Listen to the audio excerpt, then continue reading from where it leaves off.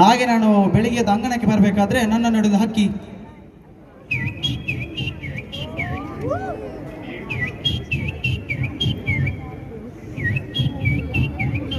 ಈ ತರ ಶಬ್ದ ಮಾಡ್ತಿತ್ತು. ಆದ ನಂತರ ನಾನು ಮುಖ ತೊಳೆದು ತಿಂಡಿ ತಿನ್ಬೇಕಾದ್ರೆ ನನ್ನೊಂದು ಬೆಕ್ಕು ನೋಡಿ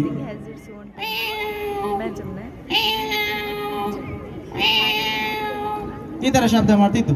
ಅದಕ್ಕೊಂದು ತಿಂಡಿ ಹಾಕಿದೆ, ಅದಕ್ಕೆ ಇನ್ನೊಂದಕ್ಕೆ ಬೇಜಾರಾಗ್ತದೆ ಅಂತ ಇನ್ನೊಂದು ಬಂದು ಬೆಕ್ಕು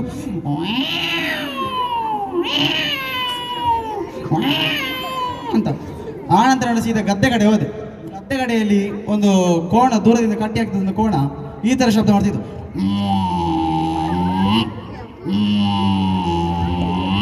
ಆ ಥರ. ಆ ನಂತರ ನಾನು ಹೀಗೆ ಟಿವಿ ನೋಡ್ಬೇಕಂತ ಬಂದೆ. ಟಿವಿ ನೋಡ್ಬೇಕಾದ್ರೆ ಅಲ್ಲಿಂದು ವಿಮಾನ ಬಂದು ಈ ತರ ಲ್ಯಾಂಡ್ ಆಗ್ತಿತ್ತು.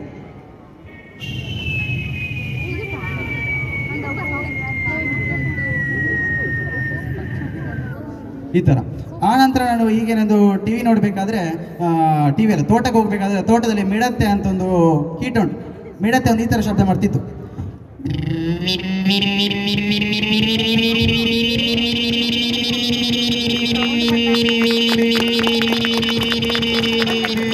ಆನಂತರ ಹೀಗೆ ಶಬ್ದ ಮಾಡ್ತೀವಿ. ಆನಂತರ ಟಿವಿ ನೋಡಿದೆ. ಟಿವಿಯಲ್ಲಿ ಒಂದು ನ್ಯೂಸ್ 18 ಕನ್ನಡದಲ್ಲಿ ಒಬ್ಬ ಬ್ಯಾಕ್ಗ್ರೌಂಡ್ ಆಗಿ ಈ ತರ ವಾಯ್ಸ್ ಕೊಡ್ತಿದ್ದ.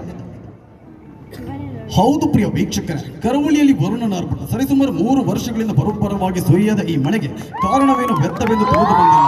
ಇನ್ನು ಅರಬ್ಬಿ ವಾಯುಭಾರ ಕುಸಿತಗೊಂಡ ಹಿನ್ನೆಲೆಯಲ್ಲಿ ಮಳೆ ಗಾಳಿಯ ಅಬ್ಬರ ಕೂಡ ದೊಡ್ಡ ಮಟ್ಟಿನಲ್ಲಿದೆ. ಹಾಗಾಗಿ ಮೀನುಗಾರರು ಹಾಗೂ ಪ್ರವಾಸಿಗರನ್ನು ಕೂಡ ಹೋಗದಂತೆ ಕೂಡ ಎಚ್ಚರಿಕೆಯನ್ನು ಕೂಡ ನೀಡಲಾಗಿದೆ. ಇನ್ನು ದಕ್ಷಿಣ ಕನ್ನಡ ಜಿಲ್ಲೆ ಬೆಳ್ತಂಗಡಿ ತಾಲೂಕಿನಲ್ಲಿ ಭೀಕರ ಮಳೆಗೆ ಶಾಲಾ ಕಾಲೇಜುಗಳಿಗೆ ರಜೆ ಘೋಷಣೆ ನೀಡಿದೆ.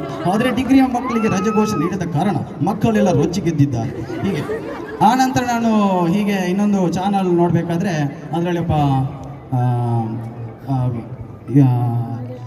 ಶಂಕರ್ನಾಗ ಹೇಗೆ ಮಾತಾಡ್ತಿದ್ದಾದ್ರೆ, ನಮಸ್ಕಾರ, ನಾನು ನಿಮ್ಮ ಪ್ರೀತಿಯ ಹಾಡೂರು ರಾಜ ಮಾತಾಡ್ತಾ ಇದ್ದೀನಿ. ನಾನು ಕೊನೆಯ ಆಸೆ ಕರುನಾಡು 100 ಅಲ್ಲ 1000 ಜನ್ಮದಲ್ಲಿ ಕೂಡ ಮತ್ತೆ ಕರುನಾಡಲ್ಲಿ ಹುಟ್ಟಬೇಕಂತ ಕೊನೆಯ ಆಸೆ. ಹೀಗೆ ಆನಂತರ ನಾನು ಹೀಗೆ ಚೇಂಜ್ ಮಾಡಬೇಕಾದ್ರೆ ಚಾನಲಲ್ಲಿ ವಾರೆಂಟಲ್ಲಿ ಒಬ್ಬ ಈ ಥರ ವಾಯ್ಸ್ ಕೊಡ್ತಿದ್ದ.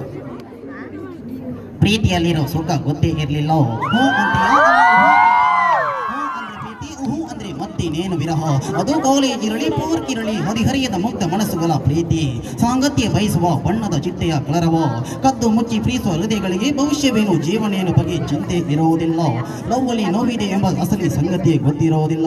ಪ್ರಿಯ ವೀಕ್ಷಕರೇ, ನಾವು ಹೇಳಿಕೆ ಹೊರಟಿರೋದು ಇಂಥದೇ ಒಂದು ವಿಚಾರ. ಇಲ್ಲಿ ತಾಯಿಯೊಬ್ಬಲ ಪ್ರೀತಿ ಇದೆ, ಅಜ್ಜಿಯೊಬ್ಬಲ ದ್ವೇಷವಿದೆ, ಸ್ನೇಹಿತರ ಸ್ವಾರ್ಥವಿದೆ. ಪ್ರಿಯ ವೀಕ್ಷಕರೇ, ಈ ಕೇಸ್ನ ಮೇಲೆ ಪೊಲೀಸರು ಇಳಿದಾಗ ಸಿಕ್ಕಿ ಬಿದ್ದದು ಮಂಗಳೂರಿನ 4 ಪೋಳಿಗಳು. ಈ ಪೋಳಿಗಳನ್ನು ವಿಚಾರಣೆ ಮಾಡಿದವರು ಹೇಳಿದ್ದು ಎಂಕದಾಲ ಗೊತ್ತುಜಿ ಯಾಂದಾಲ ಮತ್ತುಜಿ ಅಂತ ಹೇಳಿದ್ರಂತೆ. ಆನಂತರ ಹೀಗೆ ರೀಲ್ಸ್ ನೋಡ್ಬೇಕಾದ್ರೆ ರವಿ ಬೆಳಗೆರೆ ಅವ್ರದ್ದು ವಾಯ್ಸ್ ಈ ಥರ ಇತ್ತು. ಪ್ರಿಯ ವೀಕ್ಷಕರೇ, ದುಡ್ಡು ಮಾಡ್ಬೇಕಂತ ಹೊರಟ್ರೆ ಬರೀ ದುಡ್ಡು ಮಾಡ್ತೀಯ, ಅದೇ ಹೆಸರು ಮಾಡ್ಬೇಕಂತ ಹೊರಟ್ರೆ ಬರೀ ಹೆಸರು ಮಾಡ್ತೀಯ. ಆದ್ರೆ ಕೆಲಸ ಮಾಡ್ಬೇಕಂತ ಹೊರಡು, ಕೆಲಸದ ಜೊತೆ ದುಡ್ಡನ್ನು ಮಾಡ್ತೀಯ, ಹೆಸರಿನ ಜೊತೆ ಮಾಡ್ತೀಯ ಅಂತ. ಆನಂತರ ಈ ಕಡೆ ಜೀ ಕನ್ನಡ ನೋಡಿದೆ. ಜೀ ಕನ್ನಡದಲ್ಲಿ ವಾಯ್ಸ್ ಒಬ್ಬ ಬ್ಯಾಕ್ಗ್ರೌಂಡ್ ಈ ಥರ ಕೊಡ್ತಿದ್ದ. ಜೀ ಕನ್ನಡ ಬಯಸಿದ ಬಾಗಿಲು ಪಂಚಾಯತಿಂದ ಪಾರು ಮಾಡೋಕೆ ಗಂಟಿಯ ಮೆಗಾ ಫೈಟ್ ಬಿಗ್ಗಿ ಆರ್ತಿ ಕಲ್ಯಾಣೋತ್ಸವ ಇಂದು ರಾತ್ರಿ 8ಕ್ಕೆ ಚಂದನಗುಣದ ಚಿಲುವೆಯರ ಮನರಂಜನೆಯ ಸಂಭ್ರಮ.